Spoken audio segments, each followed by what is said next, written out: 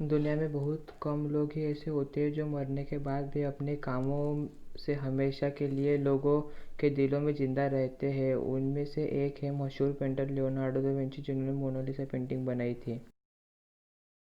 लेकिन माना यह जाता है कि 2005 में एक लेटर मिला था जिसको लियोनार्डो ने के ही मित्र ने लिखा था, और अपनी दूसरी बेटी के जन्मदिन पर लियोनार्दो से अपनी पत्नी दिया गुड्डो की पेंटिंग बनाने को कहा गया था। पर जिस वक्त यह पत्र लिखा गया था उस वक्त विंची इस पेंटिंग पर काम कर रहे थे, इसलिए पूरी तरह से यह कहना उचित नहीं होगा कि जियाकोडो की मोनालिसा है।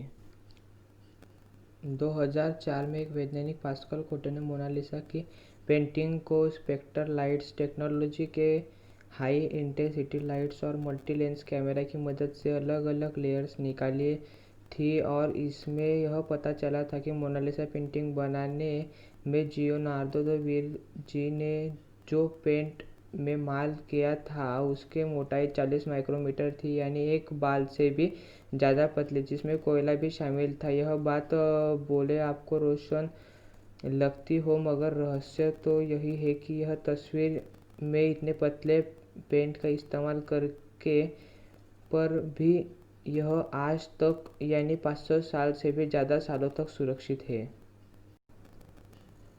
मोनालिसा नामक पेंटिंग का आकार 21 चौड़ी व 30 लंबी है। इस शोध से यह भी पता चला है कि मोनालिसा पेंटिंग में विंची ने कुछ शब्द ला रिस्पोस्टा सी ट्रोवा qui लिखे थे जो इटालियन भाषा में थे, और हिंदी में उनका मतलब होता है कि उत्तर यह है। इस बात से पता चलता है कि शायद विंची इस पेंटिंग में छुपे मैसेज को बताना चाहते हो, मगर वे इससे पहले ही ईश्वर को प्यारे हो गए और यह एक रहस्य छोड़ गए।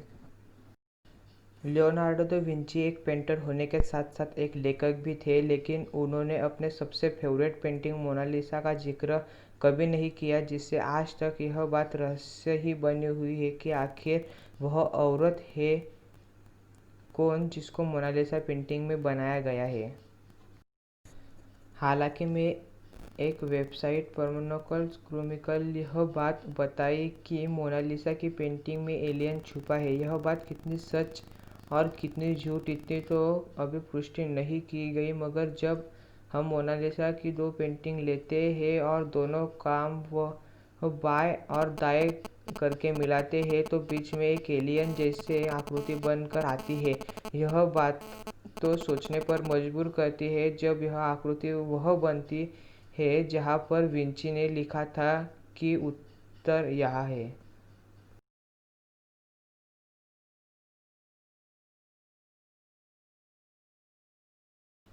इस रहस्यमयी तस्वीर को बनाने में लियोनार्डो दा विंची ने स्फुमेटो तकनीक का इस्तेमाल किया है, जिसमें पेंटिंग में कहीं आउटलाइन नहीं होती, कहीं पर होती भी है तो उनको दो रंगों से मिलाकर सेमलेस बना दिया जाता है।